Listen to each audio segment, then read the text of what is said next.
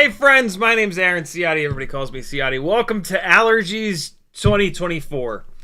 I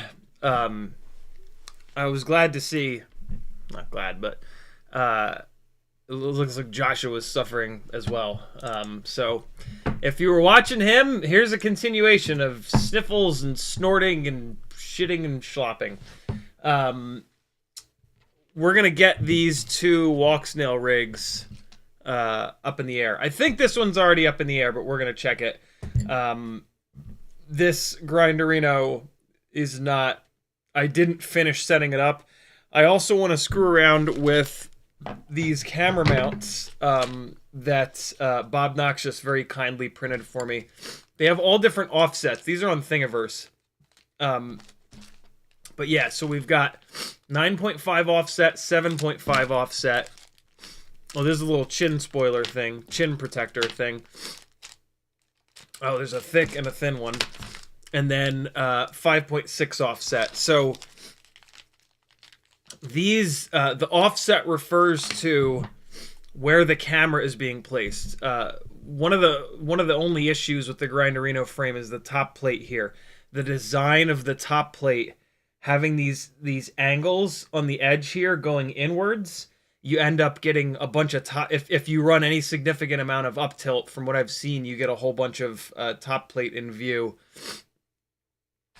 So with these, we're going to be able to adjust where the camera sits and hopefully move the camera forward enough that the top plate is not in view. Props are going to be in view, but that's fine. You can run like gray props on the front and they'll pretty much disappear. The whole top plate in view thing it would drive me absolutely insane. So I'm going to do everything that I possibly can to get the top plate out of view. As a last resort, I will just take a Dremel with a big old wheel, and I'll put some angles into the top plate, and I might even just straight up cut this whole, like, just basically cut it to be, instead of where it's at now, I'll cut it to be like that. Hopefully without wrecking the, I'll take as much material off as I can, but I can't take a ton off because then I'll break the front of the damn thing.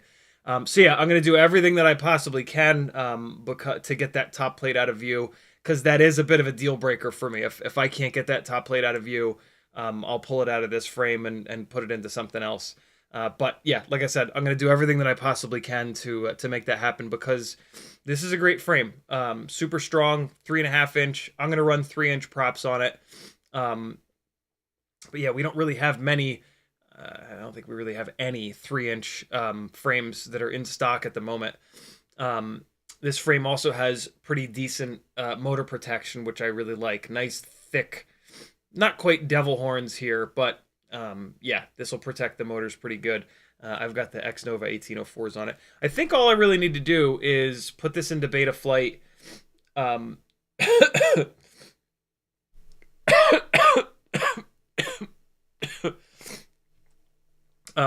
up, oh, man, bind up ELRS. Here we go again.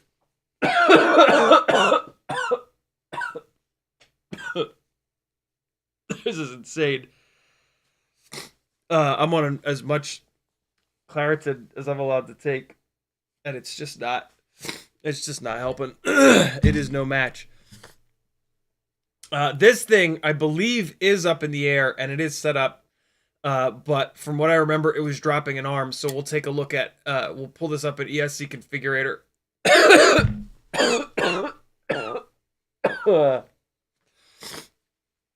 And see if I have anything set wrong. Wow, this is ridiculous. I hate.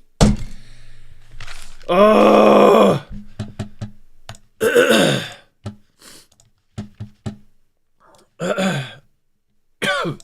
All right. I'm sorry, guys.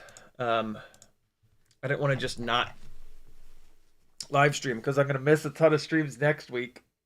Happy Mother's Day to everyone out there.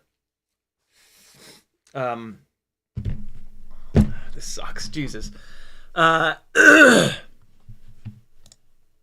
to do my best here. Hockey Rounds is first in the chat. Troy Prelog, not applicable. Robert Rosser, Apache Smoke Wounded Sniper, SOS Death Valley, Paney, Minton, Kilo Zebra, Micro PP, Walter, Northern Tier, Bob Bruce, Big Fran, Slow Cal, Sticky FPV, Smoking Dog, Cujo, Nathan Otis, Rob Axelson, Freelo Joe, Metal Dirt Skin, BLD, Frank Nicholas, Eugen, Four Little Pigs. If you want the gangly man to struggle to read your name as he sniffs and shits and spits, you got to get into the chat early and just say pretty much anything.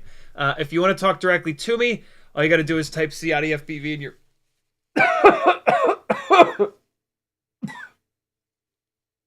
in your chat message, and I will read it and respond. Oh, we'll talk through it. Apache Smoke Wounded Sniper tagged me, said, "Hey, Gangly Gang, it's CiottiFPV. What's up, everyone?" I'm sorry, guys. Hang on. This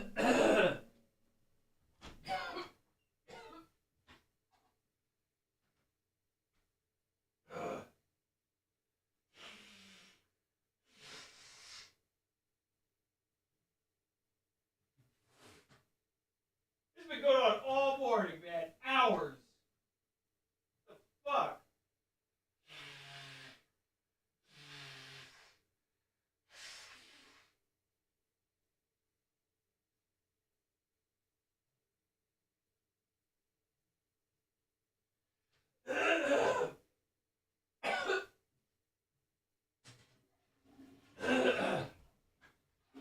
God damn it. Oh God, why me?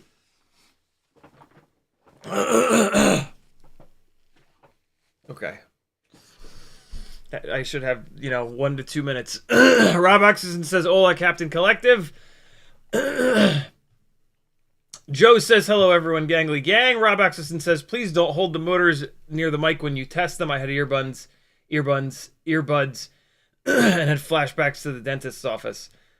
Deal. Freelojo dropping the Patreon link. Thank you, dude. Metal Dirtskin says, "Welcome to the Allergy convention. Getting my face kicked in by the mirror, too." Robert G's... Robert G says, not Robert Jesus, Robert G says, Mobula 6 Pyro pre-orders are shipping. Still waiting on mine. Very cool. Hey, as you guys get your Mobula 6 2024s, please let us all know how they are in terms of durability.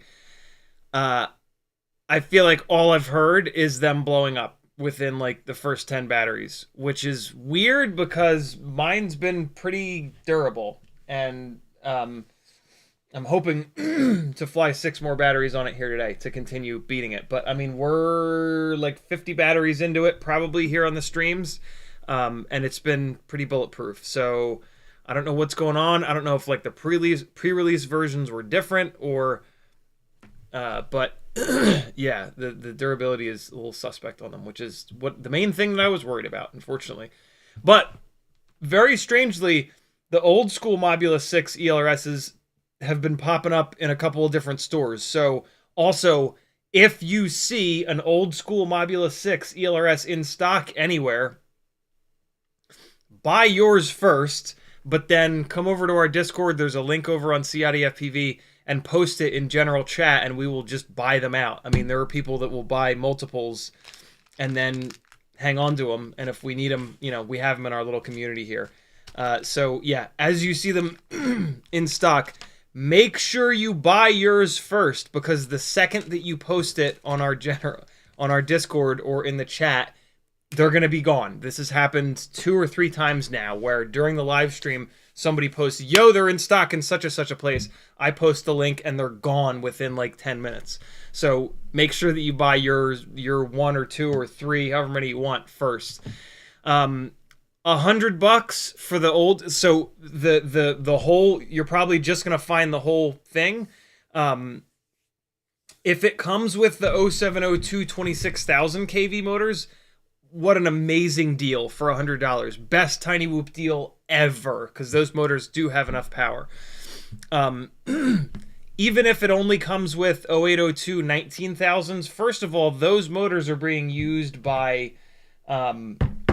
Ultimate Tiny Whoop Racing League. I forget the actual name of it, but you can almost certainly sell those motors to someone. But even if you can't, even if you get stuck with the motors and the frame is garbage. The 0802 19,000s are garbage for freestyle, but for this spec racing league, that's what they run, so it's perfect for those guys.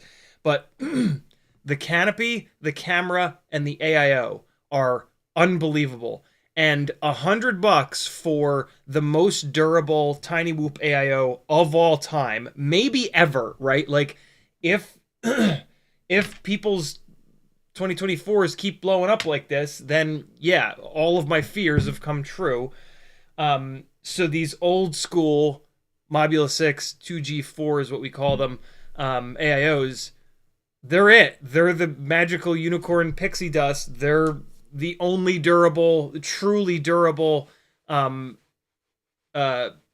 Whoop AIO with VTX and ELRS built in and motor plugs of all time.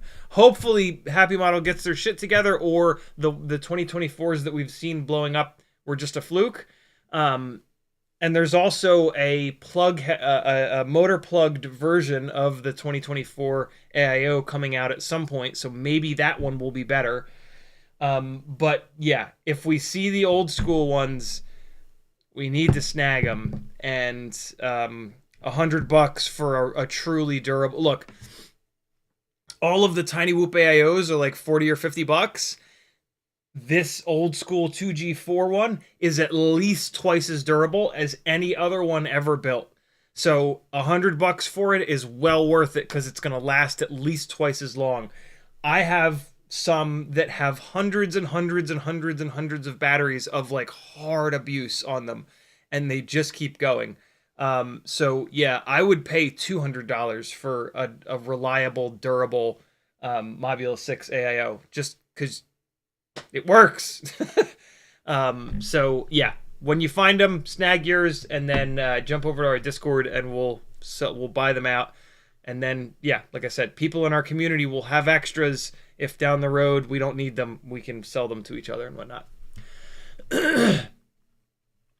Melderson says, not to be that guy, but it was me that printed those cam mounts. No worries. Really curious to see how they work with Walksnail. Sorry, Metal. Sorry. I've gotten confused with yeah, so what Bob Knox just printed me was this. Sorry, brother. You know what got me is they're both in black TPU. Metal Dirtskin, massive shout out, and don't ever not be that guy. If any of you guys have ever printed me something and I forget who printed it, or I say that the wrong person printed it, please let me know. I'm the jerk here, not you. You're not that guy. Yeah, Bob Knox just printed me this Session 5 mount for the Grinderino, and it was Metal Durskin that printed me these guys. Thank you very much for that, dude. Sorry, I forgot. Oh, Christ. Can I use my allergy brain as an excuse? Zero Taste FPV says, what motors are that? Forgot to tag in the first message. Haven't been in the stream for a while. If you're talking about the Grinderino, these are X-Nova 1804 3500s. If you're talking about the AOS 3.5, these are Axis 1404. Why don't you write the KV smaller? 4510 kV. Brand new on this is this little Insta360 Go 2 holder that I didn't even know that Brain 3D designs and sells. One of my favorite things about it is that it's going to seem weird, but stick with me. This is a Generation 1 AOS 3.5. And they used conical M2. These are actually M1.6. But apparently these were only used on like the pre-release version, which is what this is. But yeah, these are conical M2 screws, which are almost impossible to find. This guy, you can use regular socket-headed screws up front. What's really funny is I'd lost one of these conical screws, and I don't have any others. So I just had one of the front screws that was missing. So I now have one extra conical screw because I was able to run socket head screws on this Insta360 Go mount. Here's what's really funny / annoying about this rig. So I originally built this with a Vista in it, and the thought process was to use it as like a backup to the backup for chasing the cyclists. Gep RC, I want to say, used to make these prop guards, which are really strong. These are like, I trust these to actually fly around people with. Sort of, not really, but sort of.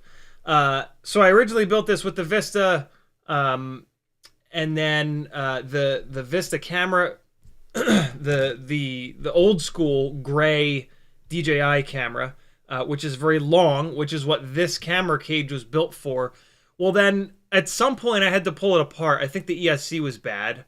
I had to pull it apart, and for some reason I decided, hey, let me put Walksnail in this. So I put Walksnail in this.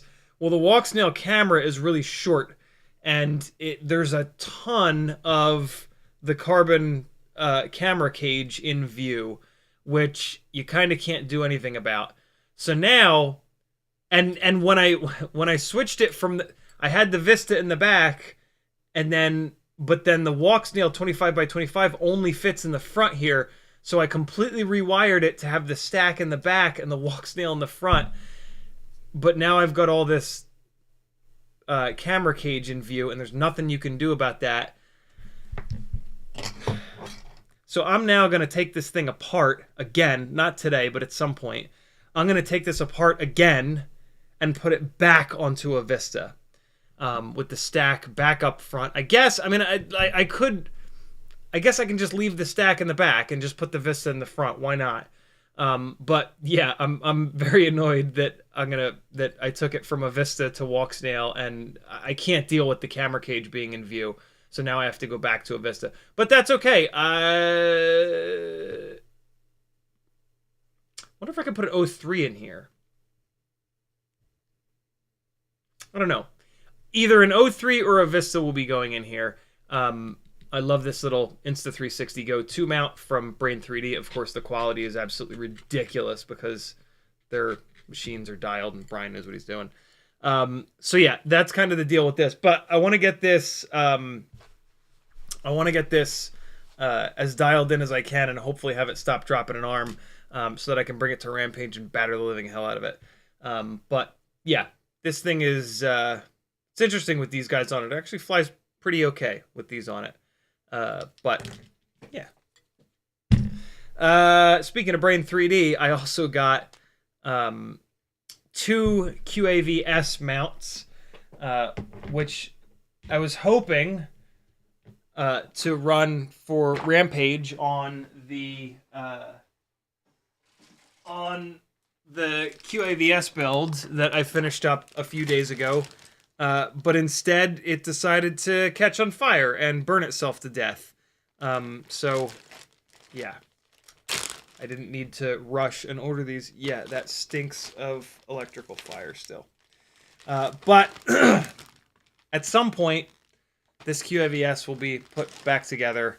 The ESC just caught fire halfway through the first battery. No reason. Just you know. It was a T-Motor Pacer ESC, 30x30 ESC from FPV Crate. This is a full FPV Crate build, actually. And yeah, everything was fine. Motors weren't getting hot. And then it just blew up. And in a very similar fashion to... It was the exact same situation as the Raxus. Everything was fine halfway through the first, like, tune is fine, flying it around a little bit. I think it happened on the second battery with that one. Motors were not getting hot, all is well, starting to think about, like, tuning it, and the ESC just commits suicide and just explodes. And on both of them, the flight controllers got pretty burned, but there's a chance that they're okay.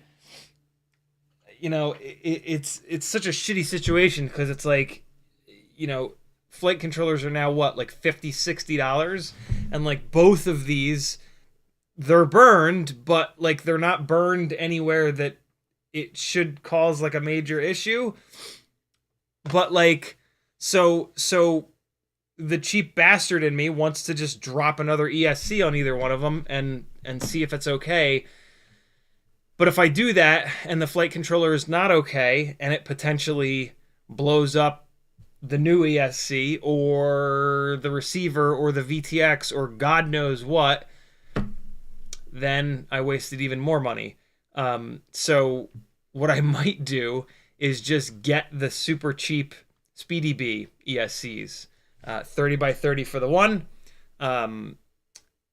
which kind of fits. You know, it's an FPV crate build. It's kind of like a budget build, so that kind of fits. Snag one of the 30x30 Speedy B ESCs for it. Apparently they're great. And then for the Raxus, I already have a Speedy B ESC literally in that bag, 20x20.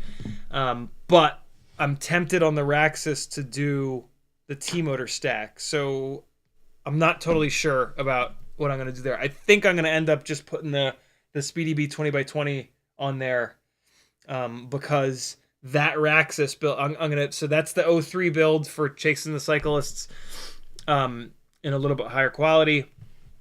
But I'm going to eventually have, you know, there's a saying in the cinematic, in the film world, 2 is 1 and 1 is none. If you have 1 of something, it's going to break immediately when you get to set and you're screwed. So you have to have 2 of everything. So the Raxus, same thing as the QAV-S. They are not as efficient, but they are way stronger than the AOS Cine. Right now, my setup on Vistas is AOS Cine 3.5, and I'm sorry, 2.5 rather, and QAV Cine, which is also 2.5. And when I'm testing, I fly the QAV, and then when it's time to actually chase the cyclist and I need as much efficiency as possible, I run the AOS. And I'm going to kind of do the same thing here, I think. So the Raxus will be the workhorse that I just use for testing the site, see if it's going to fail safe. If it does fail safe, it's not going to explode like the AOS Cine. And so it doesn't have to have the T-motor stack in it, right? Might as well throw the cheap Speedy B ESC at it. And then on the AOS, the current, so I can't just convert the old AOS Cine because the 03 requires different camera mounting. So I have a new AOS Cine current generation frame to be built. And I think for that, I'm going to put the fancy, expensive T-motor stack in it, because that's that's the one that's going to get actually flown in the sketchy situation, right, around the cyclists and whatnot. So I think that's how it's going to shake out. But I keep second guessing myself. I keep feeling like I should just buck up the money and buy another one of these T-motor 20x20 stacks to put in both. But I've actually heard from some people that the T-motor 20x20 stacks are blowing up. These are people that are on 6S, and this is what I wanted to kind of talk about. Both of these builds, so I've been saying forever that with micros, with anything smaller than 5-inch freestyle, 4S is the way to go. When you get to 5S freestyle, 2306, you know, 1600 kV, 1700 kV, 1800 kV, 2207, these are big motors that are going to pull a ton of amps through the electrical system. And that's where 6S becomes significantly more efficient. So with a 5-inch freestyle rig, there is no reason to build it 4S unless it's like long range, but that's not freestyle. So yes, 5-inch freestyle rigs, 6S for sure. Anything smaller, 4S. And the Raxus and that QAV-S are a perfect example of this. One of the big reasons, the main reason is that you don't, the smaller powertrains don't pull enough amps that there's any significant benefit of 6S. Is there a benefit? Sure. But it's not a significant benefit in my opinion. And so you're going up to a higher voltage for almost nothing, for almost no positives. There's a big negative though, and that's ESCs catching on fire. In the QAV-S, that is a T motor. They don't actually make it. I'm sure that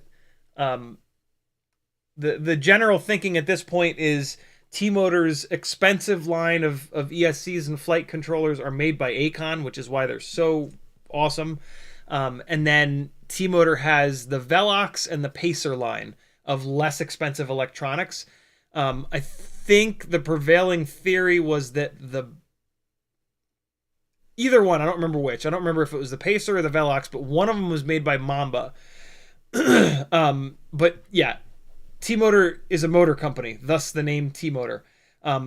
It doesn't seem like they're making their own electronics. It feels like they're having someone else make them for them. But in theory, they're still decent quality. That 30 by 30, 55 amp ESC catches on fire on 6S halfway through the first battery. This, I forget what. Oh, that's right. Yeah, this was a fucking Acon 20 by 20. This was a 35 amp Acon 20 by 20 ESC. Again, meant for 5-inch rigs. Catches on fire on 6S. I can almost guarantee you, in both of these cases, if I'd been running 4S, they wouldn't have caught on fire. The 30 by 30 ESC, it deserved to catch on fire and die because it's a 30 by 30 ESC. The 20 by 20 did not deserve that. I should have just been running that rig on 4S. The first couple of batteries that I ran on it were 4S, and it was totally fine.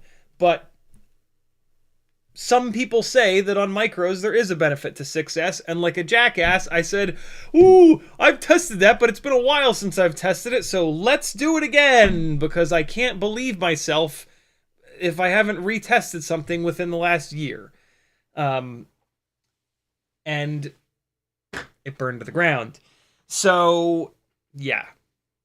There's your example. In both of these cases, I am like 99% sure that if I'd been running them on 4S, they would have been fine.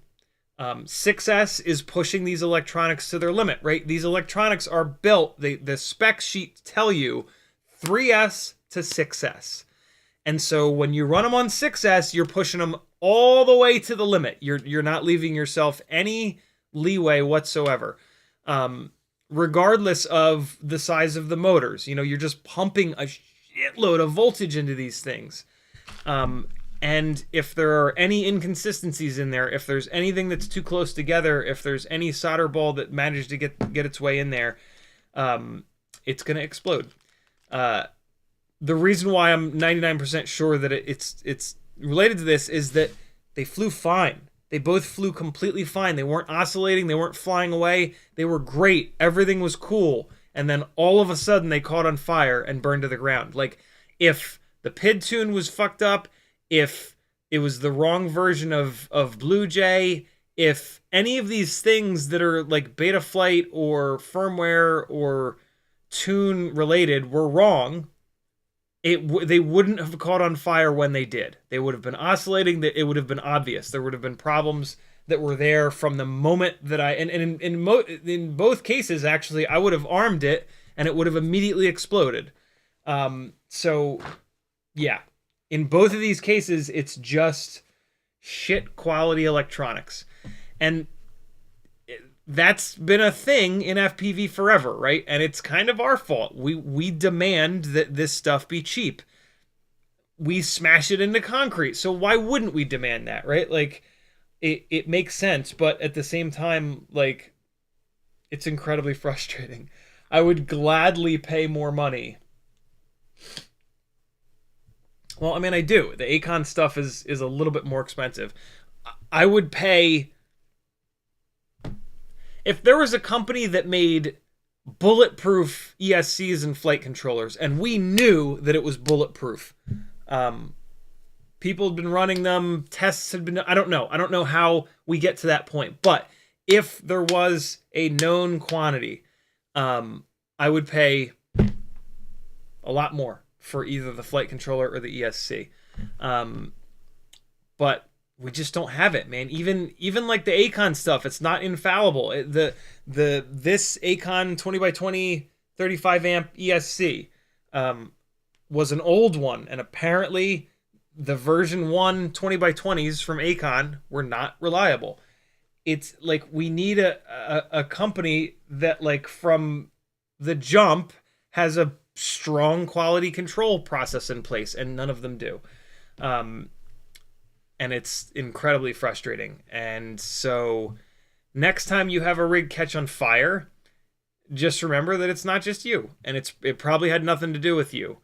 It might have, if the signs were there, if it's oscillating, if it's making weird noises and you just keep beating on it, if you're turtle moding the shit out of it, right? There's all these situations where it is our fault. But if halfway through the first battery, everything is running totally fine and sparks start shooting out of it, it falls out of the air and just explodes, might not have been your fault. Welcome to FPV. It's awful sometimes. It's been a long time since I've had, I think this is one of the reasons that I've been so obsessed with tiny whoops. Because first of all, when they fail, they don't burn to the ground. They just stop working, and it's like, oh well. They're also a lot less expensive, a lot easier to fix. You know, both of these rigs, like with both of these rigs catching on fire, like each one of them, it's like 4 hours of my life that literally went up in flames. That I'm gonna have to spend like 4 hours pulling it all apart, swapping everything out. You know what I mean? Setting everything back up. So yeah. F everything bigger than tiny whoops, I guess. I don't know. I'm now that I've been flying outside, I'm like in love with flying outside again. But like right away, the FPV gods are like, ah ha ha! Fuck you! Ooh. So that's really annoying. The Wasp majors are on. I flew a sketchy little neighborhood battery. Boy, do they make some power. The ESC is dropping an arm, though. So, you know, it never ends. This is a Hack RC ESC that I believe actually came from FPV Crate as well. So I think I'm going to have to pull it apart and swap the ESC out. But I didn't really... It only did it once. It did it after the biggest blip of throttle that I gave it. I was just flying in front of the house, and I was trying to keep the noise level down, but I had to do one big throttle punch. And so, like, I left it at full throttle for, like, I don't know, a quarter of a second. And then another quarter... It was fine for, like, another quarter of a second. And then I'm like, no. But maybe it was just a fluke. Electronics don't work like that. But I'm going to take it out and actually push it hard in a safe place. And then it'll either catch on fire or maybe it just won't do it anymore. One of the cool, you know, interestingly enough, in both of these rigs that have caught on fire in the last month, they are set up ESC, flight controller right on top. So when the ESC caught on fire on both of them, it just roasted the shit out of the flight controller. I didn't realize this because I haven't really had it happen because I've been running the Acon 30x30 35 amp ESCs in my glides forever, and they're indestructible. But if a glide catches, like if this catches on fire, all it's going to do is ruin this battery strap, right? There's no flight controller on top of the ESC. So that's like a really cool little added benefit of the glide frame having the 20x20 flight controller up front is that it's isolated from the ESC. So yeah, I'm going to go out and push the shit out of this thing. And if the ESC catches on fire, it catches on fire. It's like, let it, you know, fine, do it. Prick, die, burn. I do have some wires running under the ESC, so they might get a little toasted, which would suck. But still, at least it won't kill. I have tons of extra wire, right? At least it won't kill the flight controller, unless it burns all the way to the ground. But we'll see. I can already tell that these motors make big ass power. Good God. Let me get a weight though. You know, I haven't weighed it all up. Now it's got all the stuff on it, battery straps, GoPro mount, props, all the good stuff. So I need a session and I need a battery.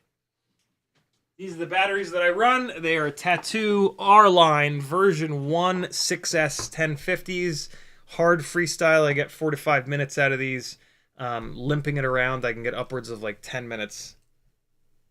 And hey, sweet. A little bit heavier than some of my other ones, but 611.4, just 611. That's not bad. I always try to stay as close to 600 as possible. I was a little bit worried because these motors are heavier, significantly, like 1.5 grams heavier than the F40 Pro 4s that I usually run, but yeah. Yeah. To give you a comparison, this is the Rossi, so that's an analog rig. This is the Rossi, the Rocinante, which is the digital freestyle rig. It is a little bit heavier because the Vista is a fat bastard. This guy is, wow, I didn't realize it was that heavy. 625. And it's on T-Motor F40 Pro 4s. This is set up as light as I can get it, but just the Vista is heavy. So yeah, 625 for the Rossi, and then this is like the full-blown lightweight rig, just glide, analog. This is like the formula that I absolutely love, and this should be, why is it that heavy? It's 613. What is so heavy about you? What have you been eating? Why? Why are you not 605? This one was supposed to be 605. I guess it was the other one. Yeah, that would make sense. The one with the wasps on it now, when it had T-Motor F40 Pro 4s, it was 605. How did this get to 613? It's whatever. It's less than 10 extra grams. I won't notice the difference.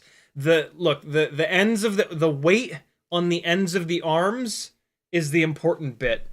The all-up weight of the rig, these things make thousands of grams of thrust. So an extra 8 grams is not that big of a deal, especially because it's not on the ends of the arms. The ends of the arms are what rotate around and affect the PID loop performance, as well as just the general feel of the quad when you move the sticks around. The all-up weight, you only really notice when you use the throttle, and there's a massive delay anyway because it has to move the whole weight of the rig. And yeah, these make so much power that you won't feel the extra 8 grams of weight in this case, but it is still puzzling to me where this thing got heavier. Oh, there it is. It's got the this is the stronger X plate, but it is heavier, and I bet you it's got it's got the stronger top plate on it too. Okay, and it's probably got this, no, it's got the old school bottom plate on it. But it does have the stronger top plate and the stronger X plate, so that's it. That's where this thing gained 7 grams. I'm okay with that. This base plate here, Bob designed because I kept breaking the other ones, and it is significantly stronger. So I'm cool with that.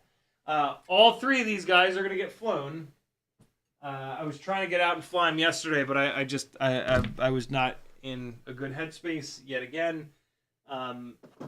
But I'll get out tomorrow and get them flying, so that they're working for Rampage. They're going to be my only 5-inch rigs for Rampage. I was hoping to have that QAV-S ready, but instead it burned itself to death.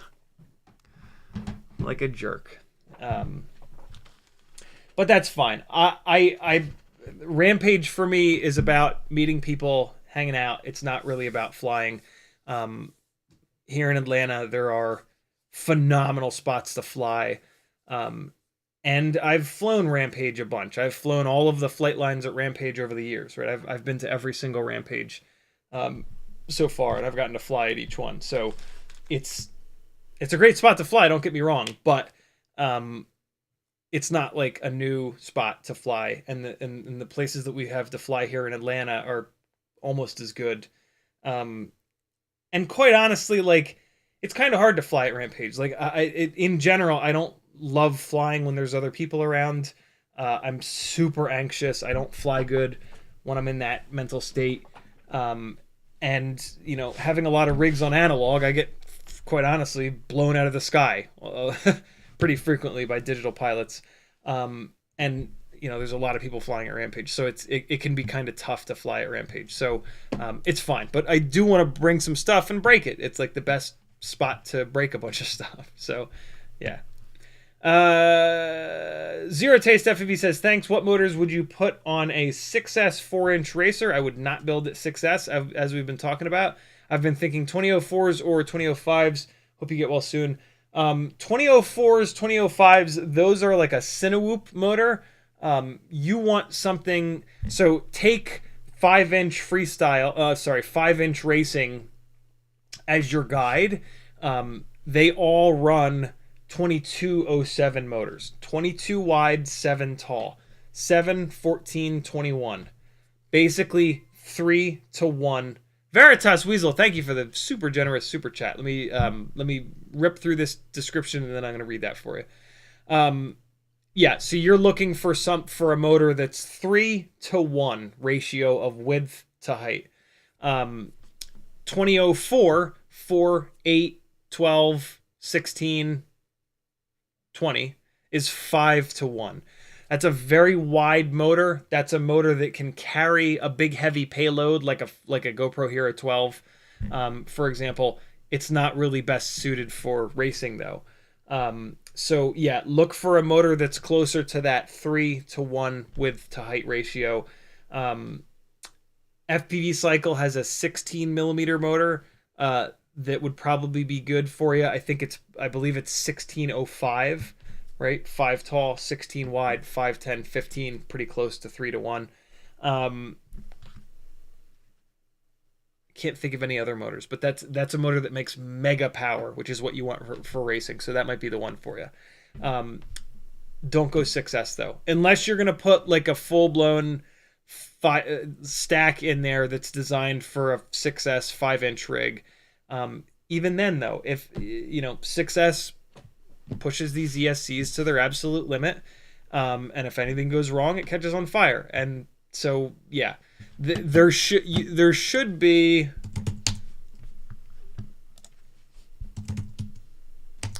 a KV on these 6-inch motors, 16 millimeter motors rather, that will work on 4S. Yep. 4100 kV is plenty. Oh my god, yeah. So you would not want to run these on 6S. So yeah, you're good. Run these on 4S. You'll get much more durability. You won't really be leaving any significant performance on the table, and then all will be right with the world. Veritas Weasel says, happy belated birthday, bud. Thank you very much, man. Thank you for the support. Much appreciated. Veritas Weasel is an OG gangly ganger. AJ Farrow with a $20 super chat. He says, get well soon, man. Buy some Z-Quil and sleep it off. I wish, dude. I wish there was a way to sleep off allergies. Yeah, this is 100% a allergic apocalypse. Thank you so much, guys. Super generous. Super, super, super generous.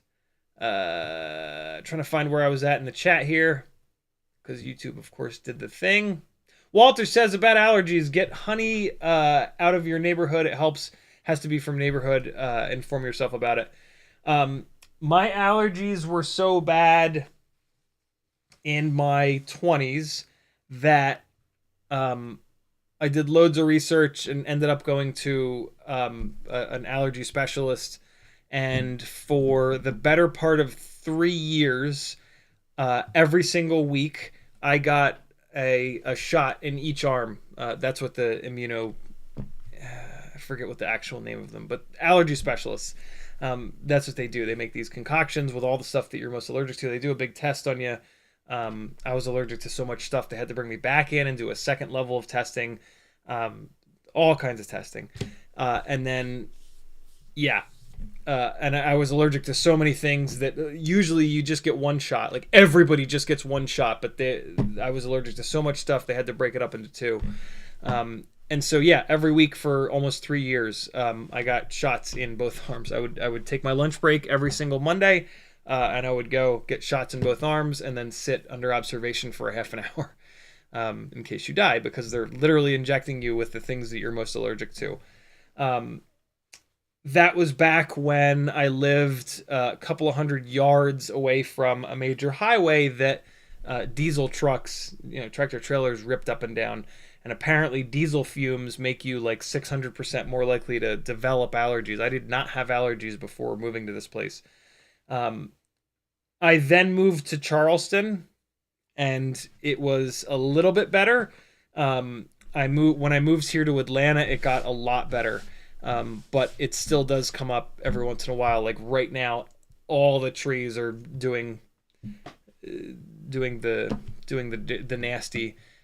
So there's just pollen absolutely everywhere, and I was outside today, so there's not a whole lot I can do about it. I tried the honey thing when I was in Charleston. It really didn't help. Here where I'm at, we don't really have, like Lawrenceville, there's really not like any kind of a farmer's market. There's no local honey that I can really grab. I've looked. But the honey thing, like I'm sure it works for some people, but I've tried it, and from the research that I did, there was a bunch of people that were like, I've tried it, it didn't really work for me. But I've tried not everything, but I've tried a lot. So I'm pretty well informed about it. Rob Axelson says, got a Pez dispenser with Claritin. Yeah, right. Elias says, when doing yaw rotations, my quad punches up a solid step. I crashed into a tree while doing an inverted yaw spin. Is there a fix for that? I'm using Betaflight stock tune. Sort of, Elias. So think about how yaw works, right? So pitch. If you want to pitch forward, both of the rear motors accelerate, both of the front motors brake. And so on a pitch movement, this is going to push, these are going to drag, and so you get basically a rotation. It's not perfect.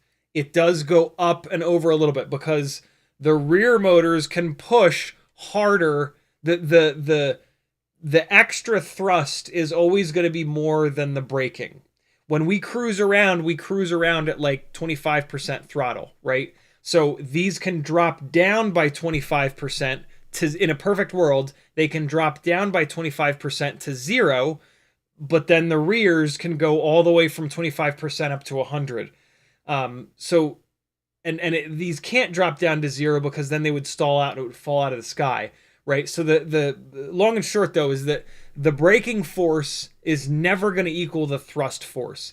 And the harder you are on the sticks, this is the important part, the harder you are with your input, the more thrust these are going to produce. If you very slowly, very gently pitch forward, if you bring this thing up, if you chop the throttle and it's just falling, if you very gently pitch forward, you might be able to have an equal amount of braking and thrust, and you might be able to have this thing perfectly spin on its CG, on the center of CG.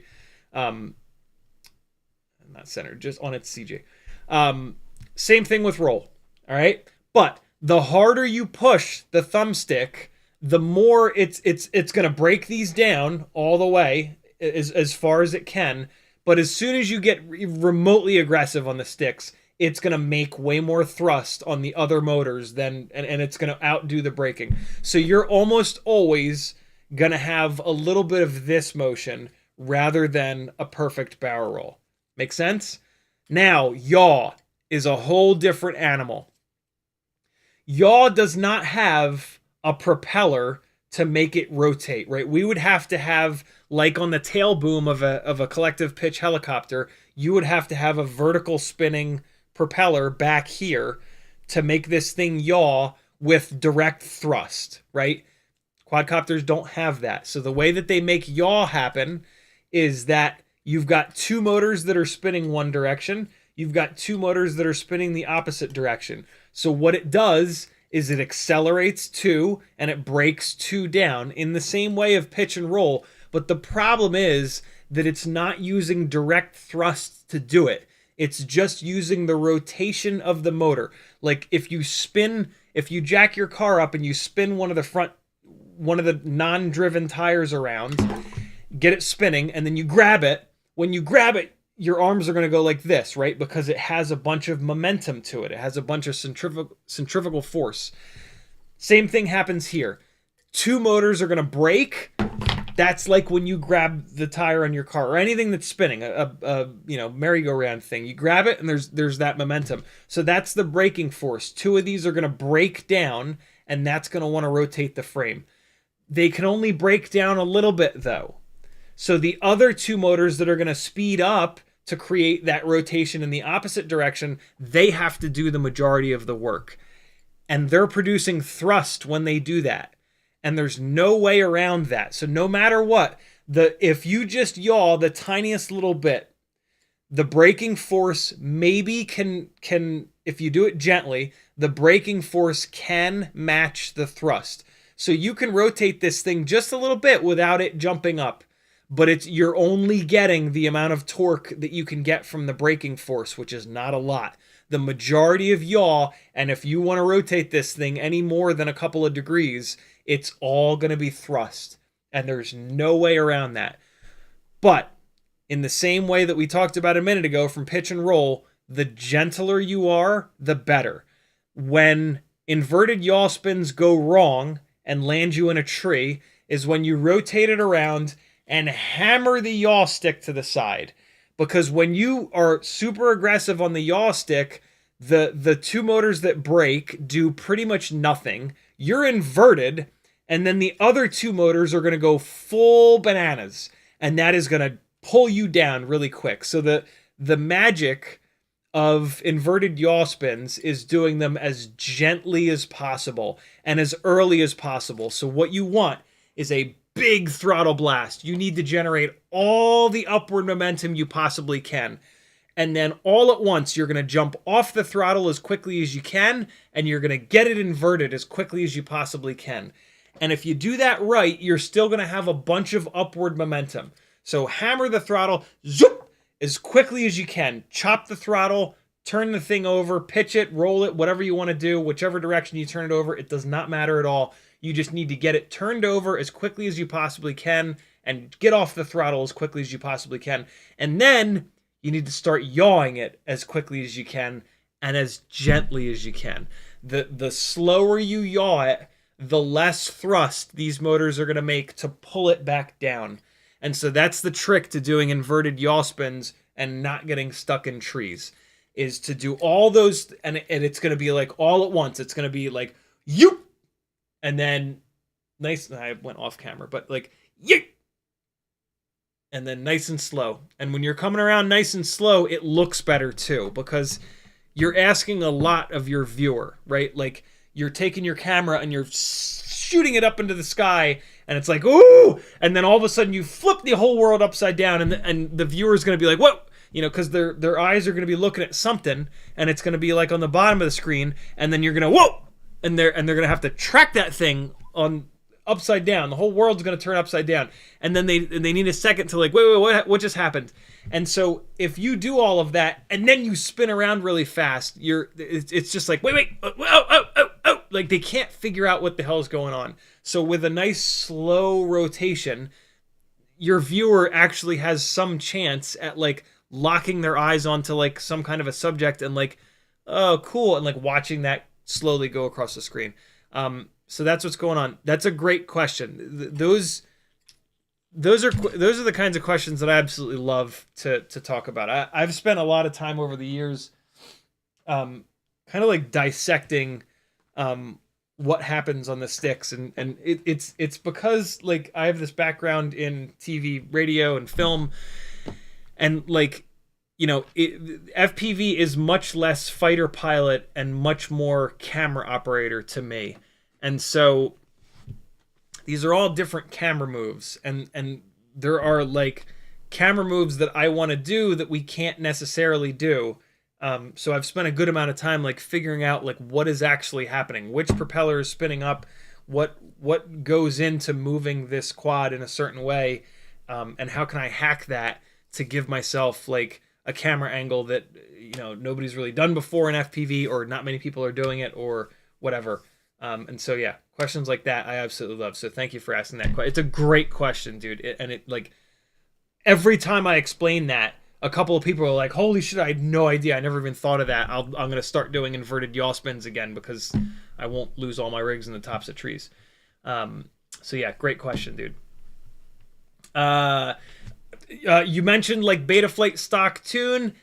Technically, being more aggressive with the PID tune makes the situation worse, because when you yaw, you go off set point. Whenever you move the sticks, you go off set point. The more aggressive your PIDs are, the more aggressively it's going to try to get back onto set point. So technically speaking, the looser your tune is, the less aggressive the yaw is going to be if you accidentally screw up and like jam a bunch of yaw in. So your stock Betaflight tune is actually really working in your benefit here. It's just that I'm pretty sure that you are hammering the yaw stick over, and that creates a ton of thrust. As we all know, when we take our rigs and we're right side up and we jam the yaw stick over, it jumps up in the air. That's what it has to do to create yaw. It's the only way. So yeah, it's just how these things work. Cole Power says, this is some prime streaming content. I'm assuming that's when my face was exploding. CiottiFPV says, love that Georgia pollen. Yeah, the other thing is that Georgia has been rightfully described time and time again as a city dropped in the middle of a forest. When you look at Atlanta from above, it really is. It's just a fucking forest with cities, Buckhead, downtown, and then all the suburbs just dropped in the trees. So like this time of year, there's not much you can really do. Walter says, listen to Nathan. Nathan says that's basically immunotherapy without immunotherapy. That's what I couldn't put my finger on. Without the needles, great advice. Yeah, I had such high hopes for the honey thing, but it just did not do anything for me in Charleston. And yeah, like I said, I've not been able to find any local bee farmers here in Lawrenceville. Yeah, the grocery stores don't really get local honey, unfortunately. And Maggie and I have not found a farmer's market. Farmer's markets are usually where you can find actual local honey. And we've not found a good farmer's market anywhere around here, which makes the both of us very sad, because Charleston had amazing farmer's markets. Maggie is from Athens, Georgia, which had amazing farmer's markets as well. So yeah, that's a thing that annoys us, actually. Not applicable says, my first Mobula 6 2024 gets noises in camera on arm. 2 more on the way. Rob Axelson says, Mobula 6 2024 HDZero, mine had a motor plug pin issue, bad crimp, so far so good. It's annoying, but not the end of the world, I guess. Smoking Dog Cujo says, I spoke to the people at Quadmula. They told me they didn't know when the F3 split. Oh my god, Quadmula, come on, man! They didn't know when the F3 split would be back in stock, so I bought the F35 split and a set of 3-inch arms, same body. Yeah, a couple of people have now done that. I'm trying to not do that, but we're getting to the point where I think I'm going to have to do that. Striker says, 3.5-inch day, love 3.5-inch so much. ISTG, I don't know what ISTG means. I actually don't love 3.5. I find that they have to, for a 3.5-inch propellered rig to feel like a 5-inch rig in terms of flight performance and float and stuff like that, they have to be like 350 grams, which, like, you got to run a big old battery to do that, and big old motors to do that. I really prefer 3-inch rigs. Both of these 3.5-inch frames have 3-inch propellers on them, and I find that they fly a lot better like that. Kind of a waste having the longer arms. I guess the argument that I could make is that if for some reason I want to long range one of these rigs, I can run the 3.5-inch props on them and get better runtime. I'm never going to do that, but kind of is what it is. I mean, at the moment, what's going on is that there are no good 3-inch frames. And so all we've got are these 3.5-inch frames. So it yeah, is what it is, I guess. Ash7 says, which Walksnail VTX did you use in the Grinderino, Nano, or Mini? The Grinderino has the well, both of these. Both of these have the gray ones, the V1 gray ones, as evidenced by the dual antenna setups on them. I think I have one of the newer ones, one of the newer single antenna ones. Yes. Yeah, I've got the V2 kit. I've heard a lot of complaints about the V2 though. I feel like I've heard less complaints about the V1. But this V2, thank you for the reminder because I did want to do this. This V2 is going to go in a glide. I'm not going to have 2 analog glides anymore. So, yeah, I did want to actually get this out of here to remind myself to put it in one of the glides. I don't know which one. I don't know which of the glides. I think it's going to end up in the glide with the Wasp major motors because that rig has a bunch of noise in the analog feed, and my other analog glide does not. And I've moved the wires around a little bit in that rig, and the noise has not gotten any better. So I'm not totally sure what it is, but that's fine because I've really wanted to do Walksnail on a 5-inch rig for a while now, and so this is the perfect excuse to do it. So let's have at it. And I'll get to try the V2 and see if it's as awful as a bunch of people seem to say that it is on YouTube and Facebook. So we'll see. I actually won this at Rampage last year. This is the first time I'm taking it out of the box, but it's been a crazy year. So, yeah. And then I have one more. Walksnail old school dual antenna VTX here as a spare. So yeah, there's going to be a bunch more Walksnail stuff coming soon. I also have the. I thought I had one of the fancier cameras. Yeah, there it is, the HD Pro camera. So I'll try this guy as well. But yeah, I know Walksnail has had some teething issues with their firmware and whatnot, and now I think that their firmware is in a really good place. So now's a good time to really dive into Walksnail hard. I also do need to try this pyro drone foam, but I'm really happy with the newbie drone foam. But yeah, some cool Walksnail stuff coming soon, including these 2 rigs that we're going to work on in a little bit here. I need to get to that though, actually, because at 5 o'clock we're going off. I'm gonna wash Maggie's car and plant a dogwood tree that I got her for Mother's Day, and so yeah, at 5:00 I'm going to say goodbye to you beautiful people and say hello to a more beautiful person. No offense, but you know.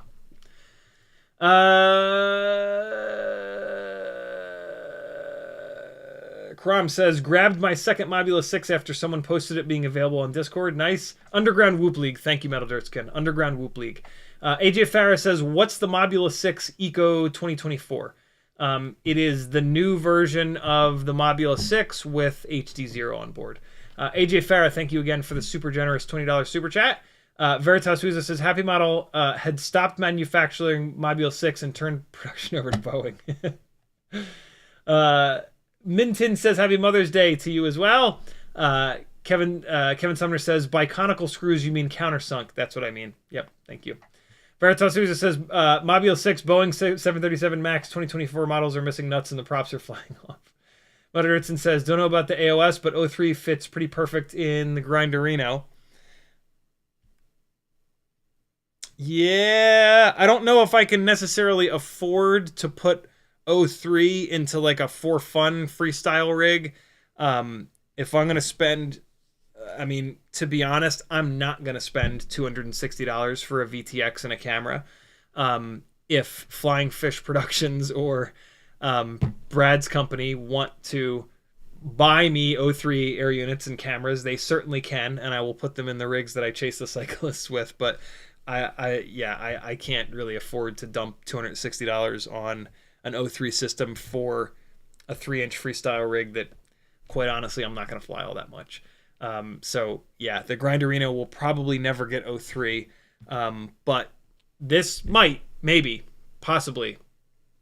If it fits, I can pretty easily figure out if it'll fit. The way that this old school camera mount fits, it really figured out right now, yo. Why waffle back and forth? Can somebody look up how tall the O3 air unit is for me real quick? The amount of clearance that I have to play with is, if I flat mount it, this is assuming that it's going to clear left, front, back, which it should. Maximum amount of height that I've got, for sure, 15 millimeters. There might be 16 in there, though. Let's see. Just make sure that's lined up there. Wait, no, let me flip this upside down. Here we go. Flip this upside down. Okay, so if that is there,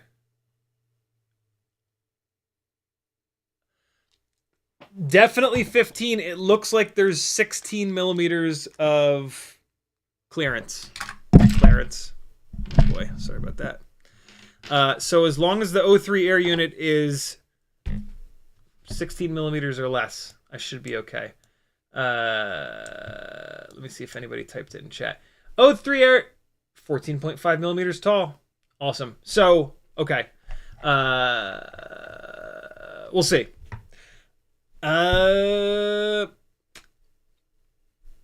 No idea how the O3 camera... Well, I have an O3 camera, so I could try an O3 camera in here. When I pull this thing apart, we'll see. I'll probably end up just putting a Vista in the front of this, and then it is what it is. But it would be cool. It would actually make... Oh, where am I going to put the receiver, though? I have the receiver up front. I could probably squeeze it in the middle somewhere. It would be actually pretty cool to have O3 in here. Because for like a backup, a third level backup for the cycling stuff, and then I could also fly it freestyle. But no, I'm not going to fly it freestyle because I can't beat the shit out of it. And then chase the cyclists with jello all over the damn place. So this is going to get a Vista. Yeah, this is going to get a Vista. I won't put an O3 in this. And this frame is meant for a Vista, so that's fine. Yeah. I can't believe that I had a Vista in this. And now I'm going to go back. Maybe I'll put a naked Vista in this. But... yeah, this is not going to get O3. But we'll fly it on Walksnail once or twice until I realize that the ESC is blown up. But in a little bit here, we're going to hook that up and see if there's anything weird. Maybe maybe it's on Blue Jay 0.19, which has we've had a bunch of rigs that drop an arm on Blue Jay 0.17, 8, and 9. So maybe I can put this on the Blue Jay 0.16 and it'll stop dropping an arm. And then all is well. But I think that ESC has to come out of there. I've had a couple of 20x20 ESCs in rotation that I've put into builds. They've been a pain in the ass. I've taken them out of the builds, and stupidly I've put them right back in the ESC box without putting a note on them that says, this ESC drops an arm sometimes. And I think that's what happened here. I think one of those ESCs, I then put it into another rig and it's doing it again. If it keeps doing, I'm just gonna start throwing them away. I keep them because I'm a cheap bastard, and I think like, oh, when it happens and I'm out flying, I think like, all right, cool. When I get home, I'll take this out. I'll put it in a bag that says put this on a rig that makes less power, and because you know that'll usually work. Like if you have an ESC that's dropping an arm and it's a 4S rig on big nasty 1404s making a bunch of power, if you put that onto a 3S rig, it's probably going to be fine. So I do that, but I do it poorly because I don't leave myself notes. And then like 6 months goes by and I don't remember that. I don't remember that ESC was having problems in X or Y or Z build. So yeah. Kevin Sumner says, when ordering Rosser frames from CNC drones, they all I've seen can be ordered with all button head.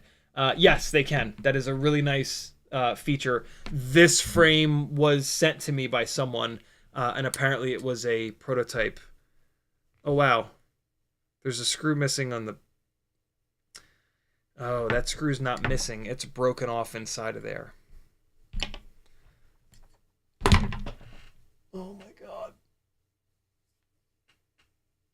Oh, why?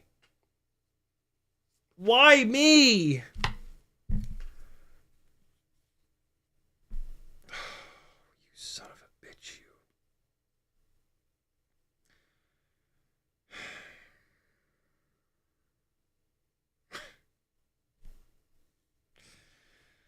Okay.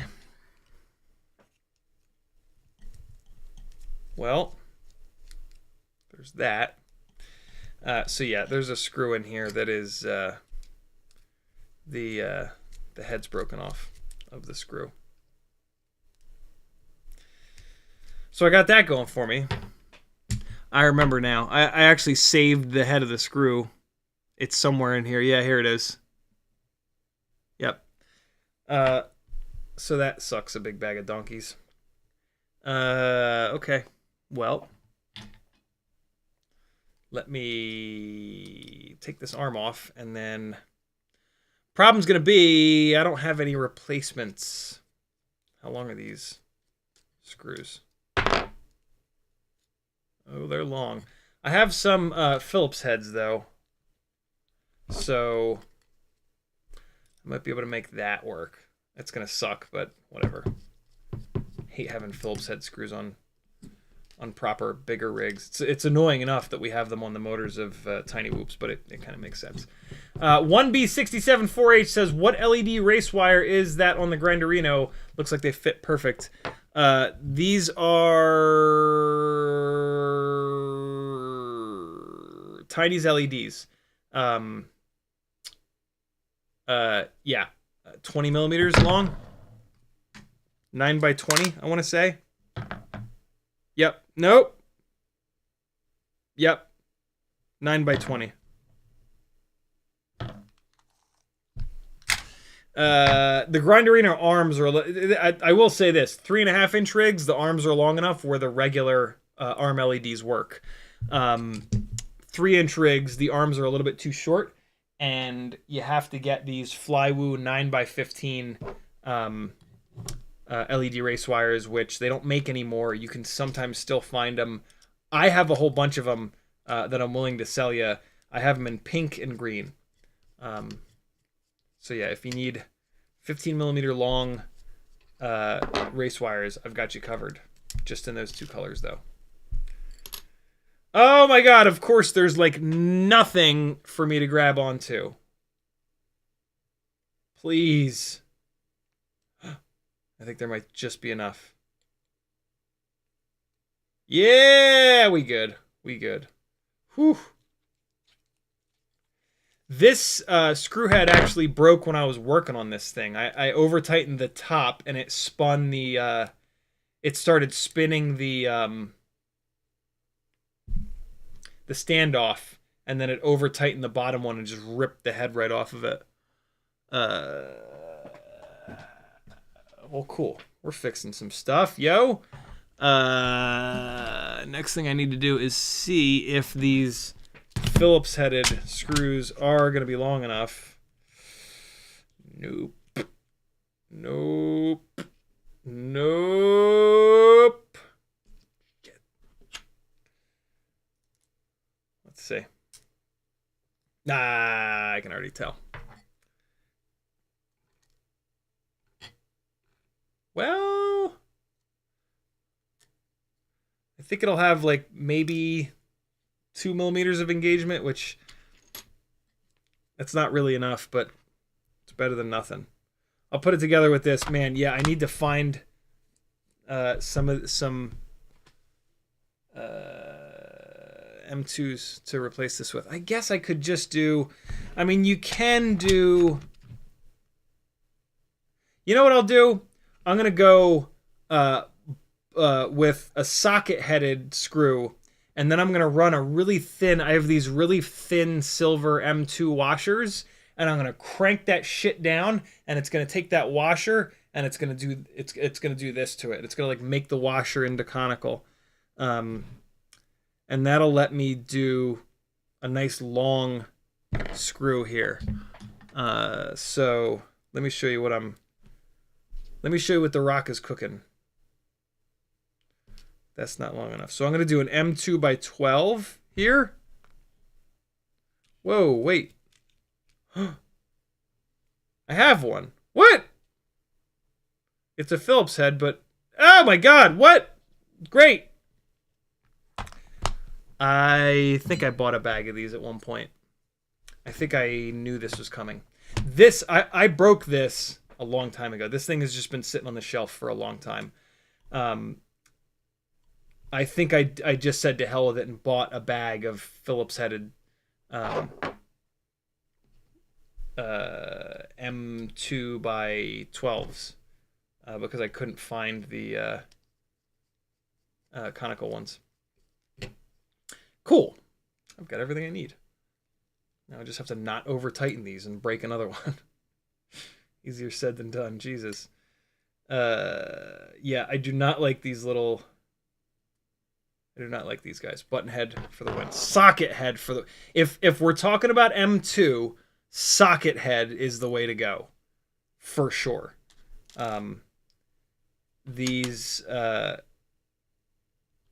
conical headed M2s just, they do not have enough metal to not strip out and or break the heads off. So yeah, if possible, don't go conical on M2. But I think we're going to be okay here. I don't think we're going to be okay. I know we're going to be okay.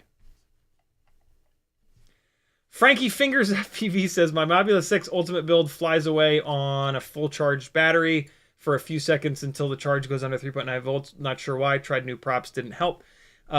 So props are the first thing. Remember, outside in, propeller, check your propellers first, then check your motors, then check your frame, check the screws going up into the motors, make sure they're not too long, then check the soft mounting on the AIO. But before you do any of that, the question that you want to answer is, when did this start? Whenever it started is typically the root cause of the problem. So if that behavior started, the battery, after you plowed it into the wall at full tilt, you broke something. And that's going to lead you down the path of what's actually broken. If you don't have that answer, and I mean, the outside in thing, it just works. But even before you go that route, you want to think about when this behavior started. Did it start when you changed something in Betaflight, something in Blue Jay? You know, that is like the last part of the outside in troubleshoot sort of flow chart. But the problems could still be there. So just think back to when the behavior started. That's going to be the best way to start the troubleshoot, and then go from the outside in. You've already done propellers. Now come the more annoying bits. Are the motor shafts bent? I've shown you guys a million times how to go into the motors tab or just fire up turtle mode and hold the rig and individually spin up each motor to see how much vibrations there are. If one motor is vibrating harder than another, that's your problem. It's got a bent motor shaft. That's super, super, super common. And then, yeah, do you have a wire sandwiched in between the AIO and the frame, hard mounting it? Do you have your screws cranked down too tight? Do you have your screws too loose? Is the battery pushing up into the USB port? There's a million things that can be going on. But again, outside in is the way you want to troubleshoot, because that will, the outside in approach goes from most common problems to least common problems. So do that and you'll find it somewhere, especially if you think back to when it started, because that's, you know, that's the best way. Elias says, then should we use 8S or even 10S for 7-inch and 9-inch builds? If the electronics were available, absolutely. But they're not. So yeah, you know, the electronics aren't available, the motors aren't available. But once they are, yes, it would give you, it would be a better match for those. Well, I mean, it kind of depends though, right? If you're looking to do hard freestyle with a 7-inch or a 9-inch rig, then yes. Typically, you're not. Typically, 7 and 9-inch builds are for long range or for carrying heavy payloads. And in those scenarios, you don't necessarily need all of that extra performance that the higher voltage gives you. You know, 5-inch freestyle is a very unique, very violent thing that we're trying to do, and that's why 6S works so well, is because we're going for that violence. Flying over zombies, thank you for the subscription, my friend. Smoking Dog Cujo says, I've got the T-Motor 20x20 stack for my 3-inch Quadmula build. Should I be worried? No, because like, oh god. Right above your comment though, Kilo Zebra says my T-Motor 55 amp Pro 2 ESC caught fire. I mean, look, anything in FPV is 5 seconds away from catching fire. The fact that any of it works for any amount of time is a miracle. The T-Motor stuff is better quality, like, and that's all we can do. All we can do is make the attempt at buying the not super inexpensive stuff, and then if it catches on fire, it catches on fire. You know, I've, like, lots of people have had great luck with Hobbywing. I've had awful luck with Hobbywing. I've had 5 of their ESCs die in the span of like a year and a half at one point. So Acon is the only company that I haven't had a nightmare with, but a month ago I had one of their ESCs burned to the ground. So even they're not infallible. But yeah, all we can do is buy the stuff that's slightly more expensive and hope and read reviews and try. But yeah, all of this stuff is made to be very inexpensive with very little to no quality control. So it's always a roll of the dice, unfortunately. Super frustrating. It's one of the most frustrating things about FPV. Ash7 says, I'm in the same boat, but not sure spending 100 pounds on a new mini VTX to repair my NanoFly when you can get a whole new tiny ape already built for 200 pounds. Yeah, FPV is tough, man. It really is. AJ Farah says, you're a bit sassy today, LOL. I'm just in a bad mood because my fucking face won't stop leaking. And yeah, AJ Farah also says, how much would be a reasonable price for a lifetime warranty flight controller and ESC? $500? Nobody'd be able to do it because we smash these things in the concrete. Nobody would be stupid enough to do it, first and foremost. If somebody was stupid enough to do it, they would go back. They would go under, because people would take them out and smack them into concrete at 100 miles an hour. And there's a point where there's nothing you can do. There's no amount of quality control that will survive that much G-force. So yeah. But in order to do it, I think they would have to charge $500, because they would have to cover themselves for like 3, 4, 5, 6 replacements per minimum.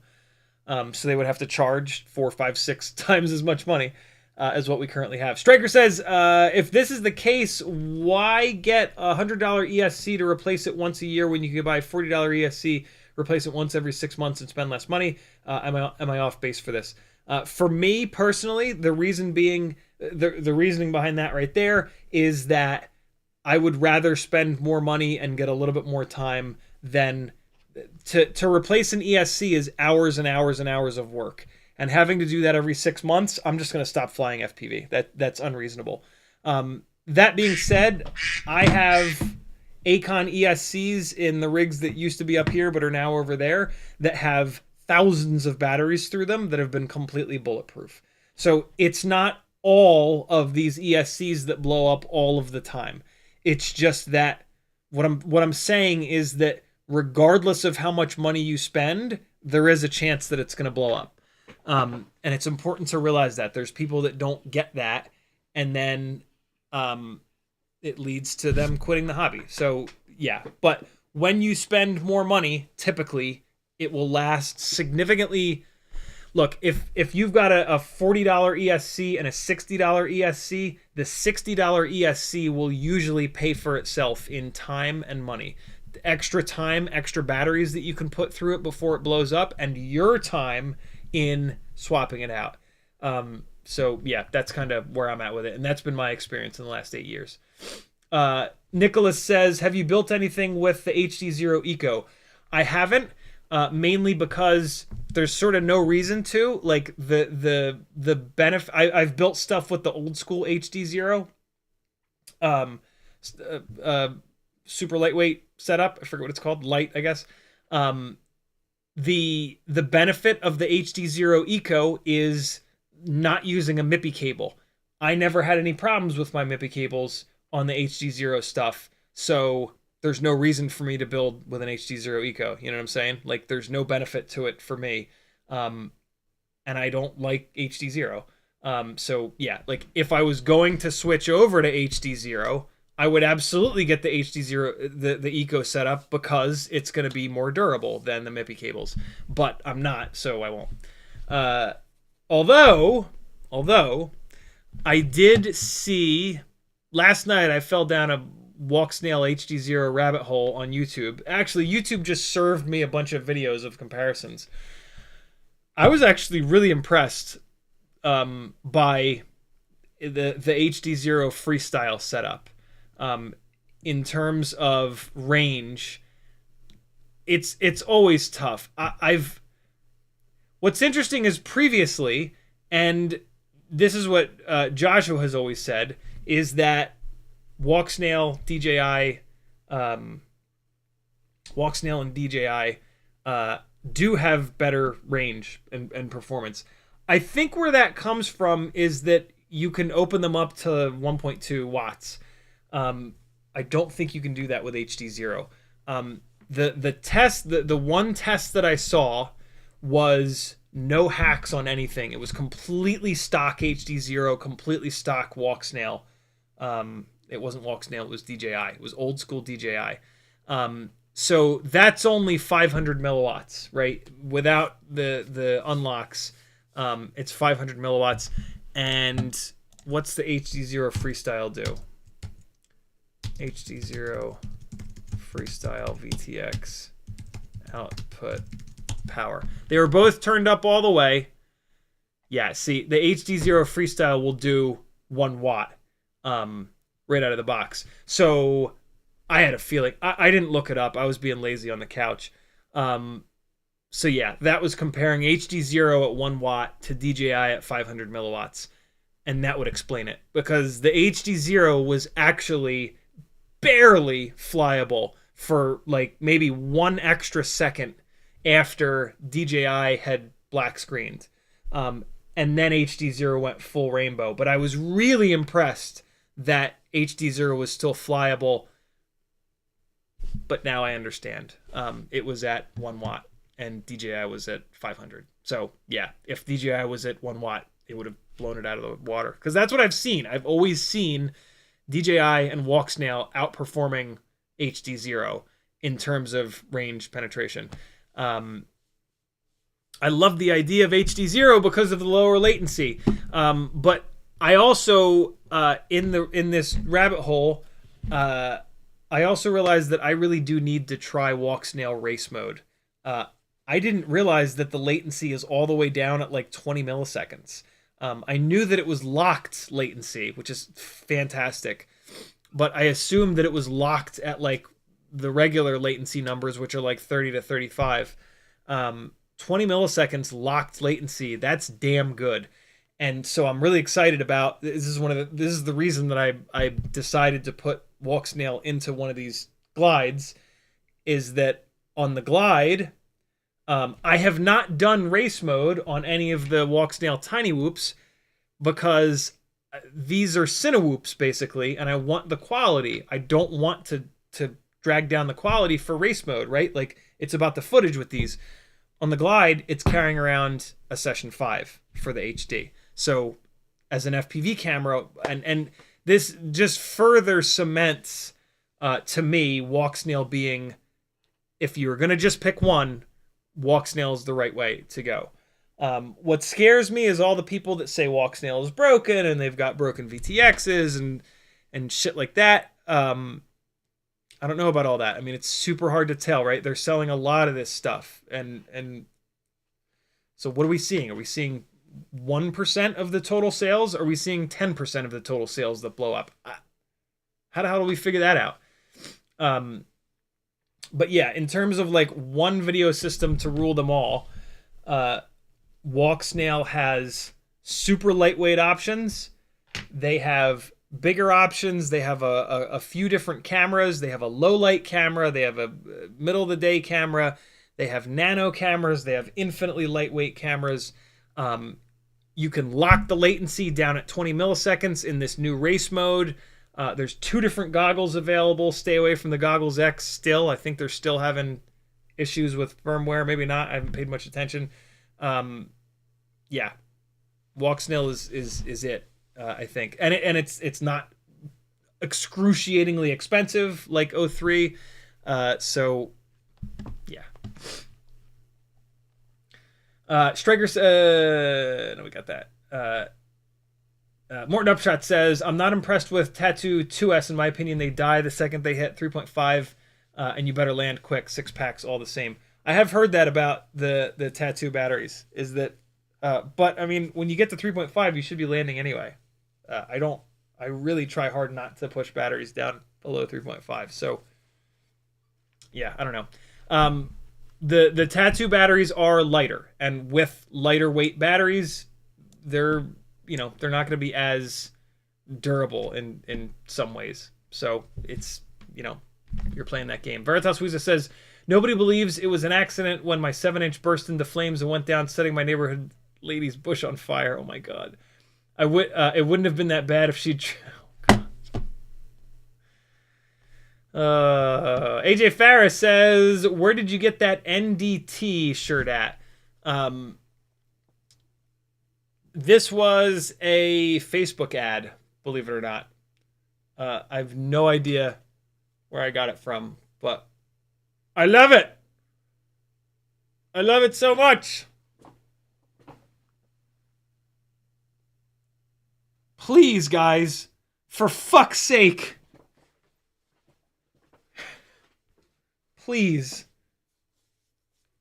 Veritas Uza, thanks again for the happy belated birthday super chat. Kevin Sumner says, immunologist. Thank you, dude. Nathan Otis says, I gave myself shots 3 times a week in my belly. I feel your pain. The local honey thing really does help me.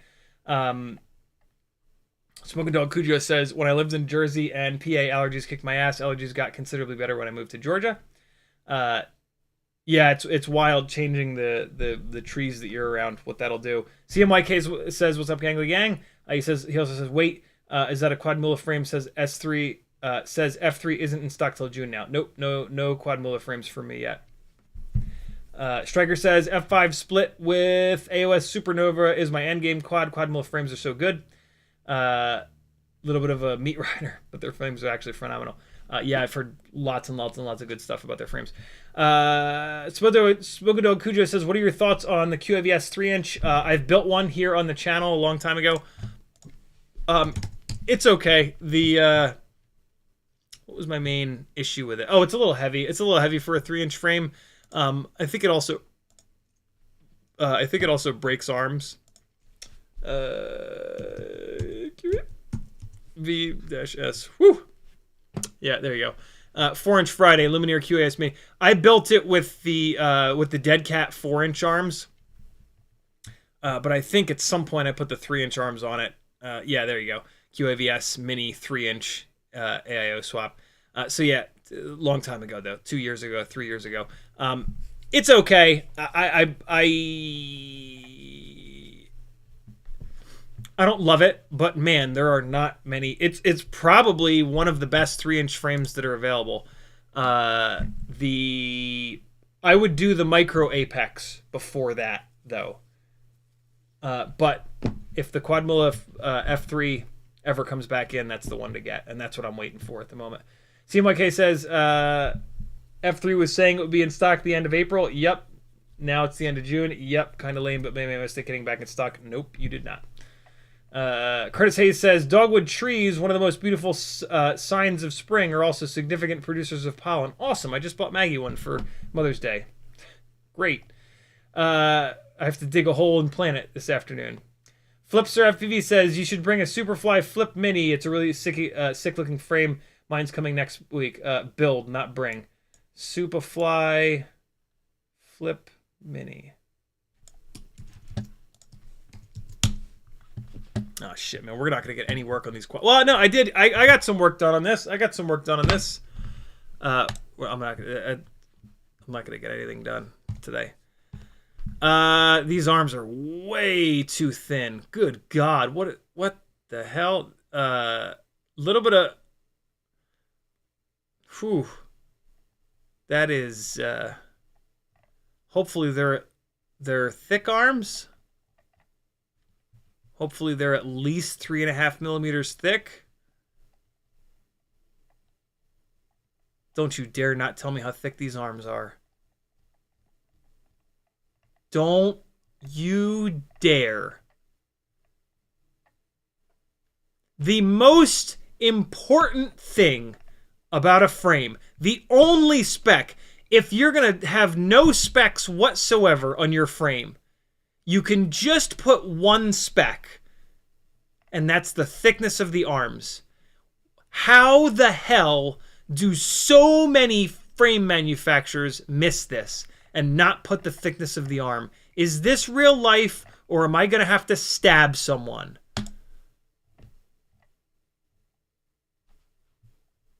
Are you kidding me? Another frame that doesn't tell you how thick the arms are.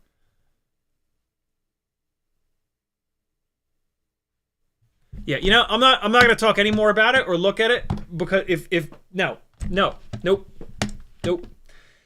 Sorry, Curtis, but no. Nope. Or Flipster. Sorry, Flipster, but no. Nope. Kevin Sumner says specs, we got that. Curtis Hayes says, how would you record on Vista and send video to the TV crew without the OSD showing up? With a $1,200, although you can also do it with the Cosmos streamer, but there's a box that does it. Unfortunately, Walksnail won't. It's very annoying. Walksnail, you can sort of output clean, but in order to output clean from Walksnail, you sacrifice your OSD. The Vista and the O3, you get to have your OSD and then it outputs clean, which is why all of us are able to use it with live flying events, and have been for the last 3 years. I guess I've been doing it now. Flipster says, we got that. CMYK says, sick. That's my hope for HDZero. Yo, that new monitor is looking good. Yeah, although I think I'm going to keep my HDZero goggles. Yeah, it's nice to have the DVR in the goggles. The HDZero screen, if I do that route, I'll have to bring the screen with me and the Fat Sharks, which is fine for when I go to the RC drift car places, but when I go anywhere else, like if I just go to fly a jungle gym, it's really nice to just throw these around my neck and then have the DVR built in. And I have these, right? Like, it's not another thing that I have to buy. So I think I'm actually just going to stick with these. But what will make the decision is I need to do a head-to-head test. Rapid fire on HDZero goggles versus rapid fire on Fat Shark goggles. And we'll see. But I actually think that I'm going to keep the HDZero goggles now. I've changed my mind. I've flip-flopped. But I don't know. I'll probably flip-flop 14 more times. Proton to Go is in the house. He says, I've managed to have positive Throttle Expo without a midpoint. I like it. I know you won't, but I can't reproduce it. When I try again, it just goes negative. So down. How did I do it? You mean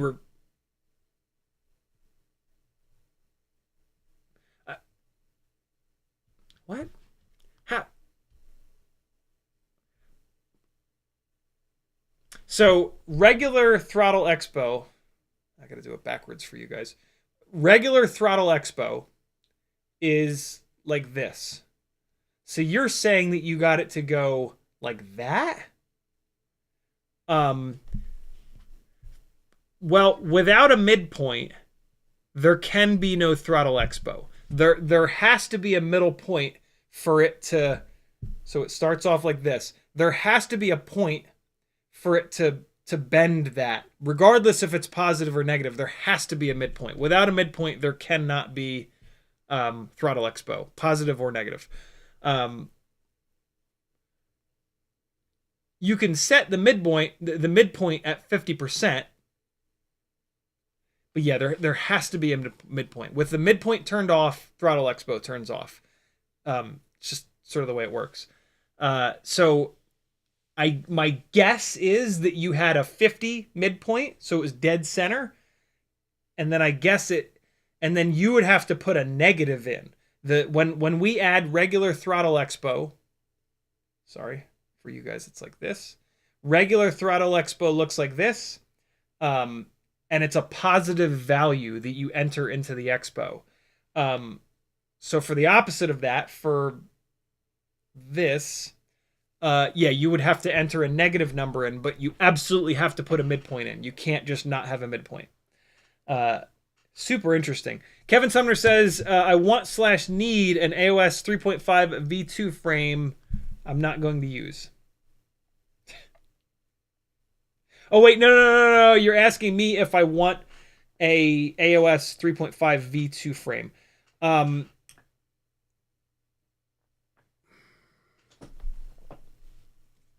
No. Because I don't need another build. This I already have. It's already built. It's whatever. I have extra Vistas. I'm going to throw a Vista in it, and it is what it is. I don't really need to build another... AOS. I don't need a third level backup of O3 air unit quad for the live flying stuff. Having the 2 rigs is completely fine. So yeah, I appreciate it.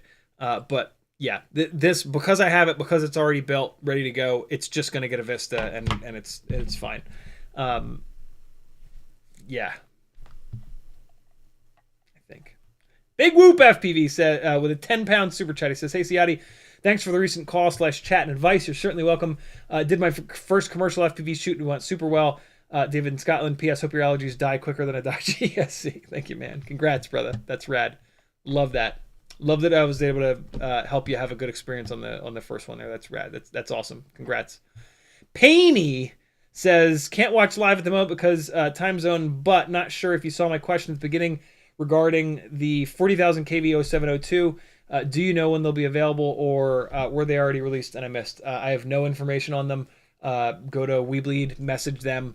I have no info. Even if I did have info, they wouldn't want me being the one to tell you. So yeah, message Weebleed, ask them. That's the only thing you can do. But I legitimately have no inside info on it. Freelojo says, "Take a look at General Nonsense for a crazy Grinderino build." I'm so far behind. I'm gonna have to pass. Oh my god, it's 4:49. Fuck.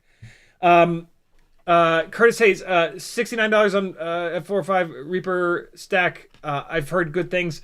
Kilo Zebra says, "Another complication of FPV electronics is that the software is usually open source / best effort, and bugs or issues contribute things like ESCs dying early." Yeah, it's brutal.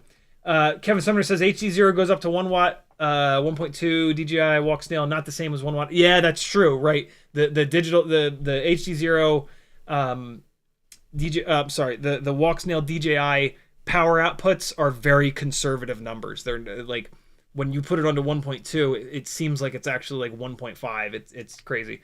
Ant BVTHC says, my whooping battery survived 12 hours underwater rain gutter, turtle moding battery to death. LOL. Yeah, water is not much of a... fresh water is not much of a problem for electronics, unbelievably. Pertigo says, we got that. Nathan... fuck you, YouTube. Nathan Otis says, should I watch for Quadmula F3 or the Split? Whichever comes in stock. There's not much of a difference. If either one of them comes in stock, snag them. Ash7 says, are you planning on doing a video on the Grinderino builds, or is it just for flying freestyle? I already have. Search my channel for Grinderino. You'll find it. I did the build on stream. Kevin Sumner says, see message from flying over zombies above. VX3 2004 motors, 856S. I've been breaking a lot of legs. Do you think it's because of the weight? Probably, yeah. 856S is a massive battery. I don't know what a VX3 is, but yeah, that battery is almost certainly too heavy. I mean, regardless, if you're breaking arms, like the frame is either too weak or you've built too heavy. It's one or the other. That's just physics, right? So yeah, one or the other. Protein says, without a midpoint, it's just a plain downward curve. I got it to be upwards though.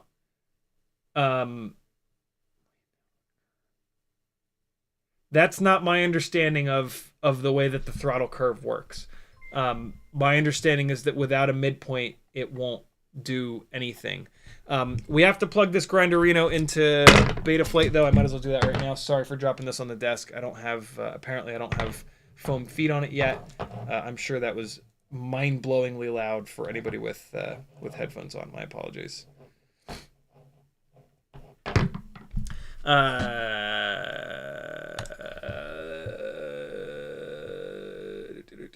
Protigo says, it's not an S-curve, but U-shaped. I've never seen it do that, but maybe I've just never not put midpoint in. We'll figure it out in a second.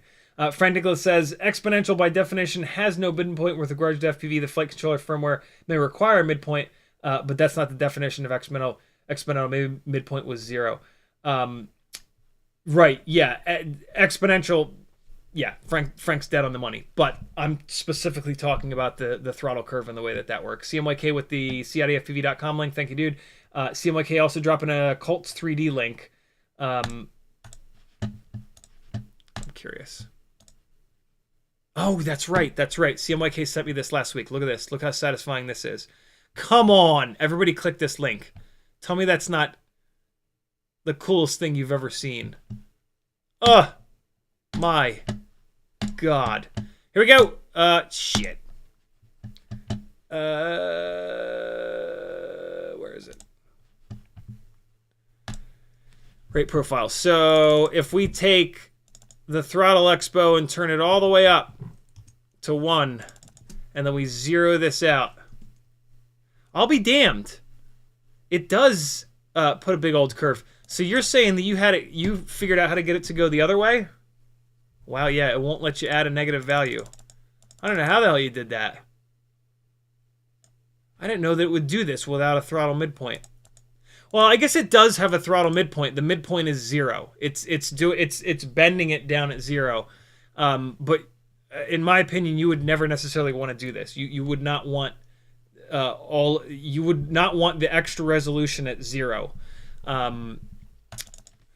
But yeah, I have no clue how you got it to go the other way, because it won't let me go down, and like if I go up and then put a negative, it just zeroes it out. So that's weird. I wonder if you can do it in the CLI. Get Expo. Throttle Expo. Now, see, look, the values are from 0 to 100. So it's not going to let you go outside of that. It's not going to let you go outside of that value. Yeah, I have no clue how you did that, man. That's interesting. Nathan Otis with a $5 super chat. He says, thanks for all you do. Thank you for supporting me so that I can do all that I do. Flying Over Zombies says, thanks for the help. You're certainly welcome. Where it's says, is Mobula 6 available with Walksnail? It is not. Nathan Otis says, midpoint 100. Is that how to do it? It is. It is. That's exactly how to do it. Yeah, good call. Good call. Because midpoint, you're taking the curve and you're bending it. And so when it's at 0, you're bending it like this. When it's at 100, you're getting the other side of it. Watch this. Good call. So if we turn it all the way up, that's what the midpoint at 50 here is. That's the midpoint at 0. Watch if you set it at full. There it is. Wow, that would fly very weird. So by doing this, you're gonna lose throttle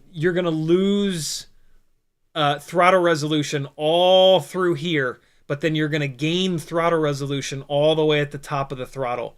So if you spend a lot of time at full throttle, this is gonna feel great.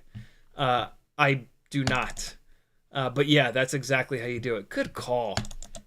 The fucking power of live streams right there, my friends. Everybody that says, "Well, I can't, I like your stuff, but I can't watch it. I can't, meh." Well, this is what you're missing, man. This is why I do what I do. This is why I choose long-form content, because I'm not always going to be the smartest guy in the room. Okay, so Grinderino build. We have 5 whole minutes. Oh, farts. Looks like I've got the receiver UART set, VTX, TBS Smart Audio. Tell me that I bound this thing. Please tell me that I bound this thing. I can see the receiver flashing away. Boy, will I be happy if this thing is bound and I don't have to go down that goddamn Vietnam. Let's see. All right, and receiver, and come on, baby. Well, it's set to S-bus, so that ain't gonna work. Oh yeah, no, the receiver settings are all defaulted out, so I have almost certainly not bound this thing, which is probably the main reason that I haven't flown it. So let me get a couple of these going here. And 4, and 4, okay. Testing warning. All right. Why is it giving, the receiver is instantly going into Wi-Fi mode? What the hell's that about? It's only supposed to do that after a minute. Oh, here comes my fucking nose again. God damn you. Sending bind request. Come on, baby. Just bind. Just be cool. Just bind. Please.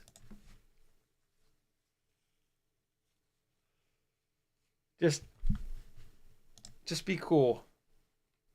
Of course not. Of course it's not going to be cool. Let's try giving it power 3 times. 1, 2. Come on, you bastard. Get in there. 3. Okay. Come on, bind.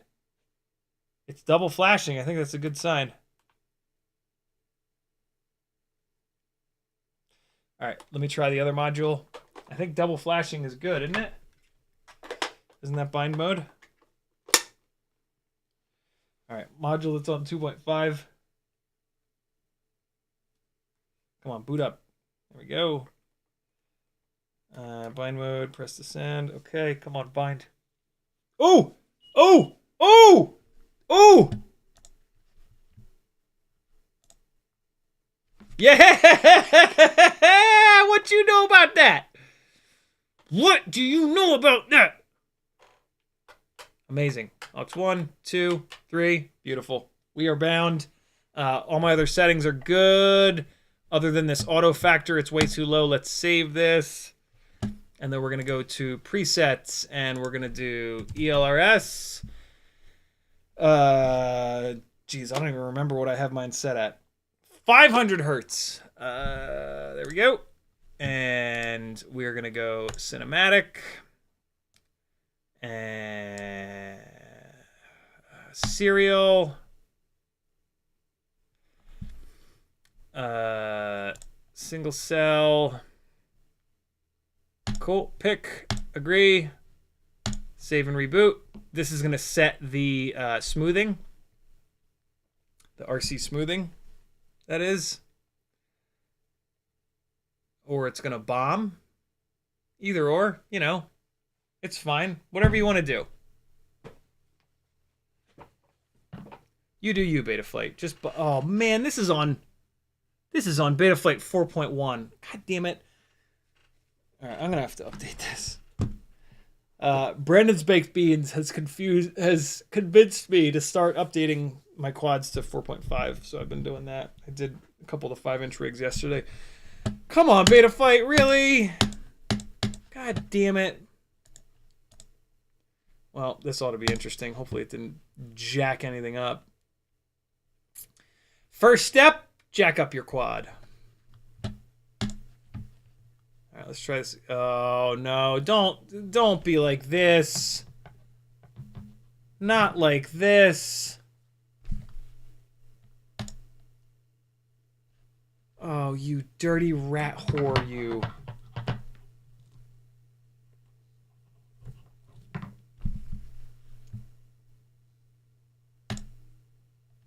Yeah. Presets. Express ELRS. Okay, cinematic. Serial. Pick. What was that? I think my firmware is too old. All right, well, let's save a backup. Probably won't even let me do this, but we'll give it a try. Morton Upshot says, update Betaflight only if you need to, or if it's a new build. If it flies well, leave it to FLO and IMO. That is usually what I say, but there is some stuff in the newest. Look, I'm dumb and I don't follow my own advice a lot of times, so yeah, that's what's going on. But you know, I guess if the more mistakes I make, the better the content. So I'll make loads of mistakes and then I'll have loads of great content for you guys to laugh at me. All right, we got a diff here. Let's grab this. Oh my God, look at all this resource reassignment that I did. Oh boy. Okay. This is going to be rough. 4.5.0, load firmware online. Rotor protocol D-shot automatically included. CRSF. Okay, flash firmware. It is 5.02. This is the last thing that I'm going to do. But I believe that I bound.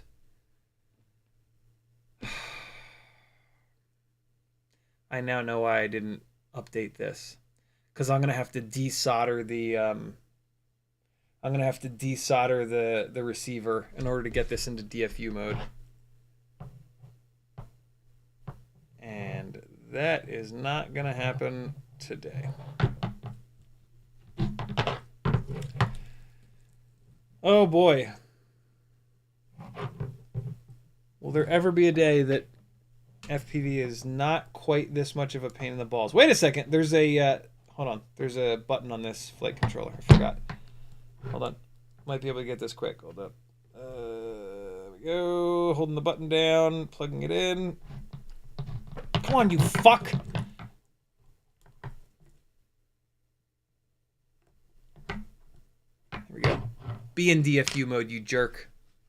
Be in DFU mode. It's not in DFU mode. Well, it might be. It might be. It might be. Hold on. Let's try this. Look at this guy. Pain. Come on, come on, come on, come on. It's not in DFU mode. I have to desolder the receiver. Not gonna do it. That's why I haven't flown this thing. Because what a fucking pain in the ass.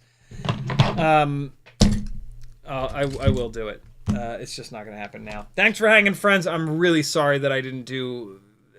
I finished the AOS 3.5. I fixed it. It was finished. But I did fix the AOS 2.5, and I tried to finish this. But, yeah, I ran out of time. I'm sorry, guys. Be good. What's today? Sunday? I'll see you guys tomorrow night at 10. That'll be the last live stream until next Monday night, maybe even next Wednesday. So don't miss tomorrow night at 10 o'clock. Love you. Bye. I'm not ready. Come back.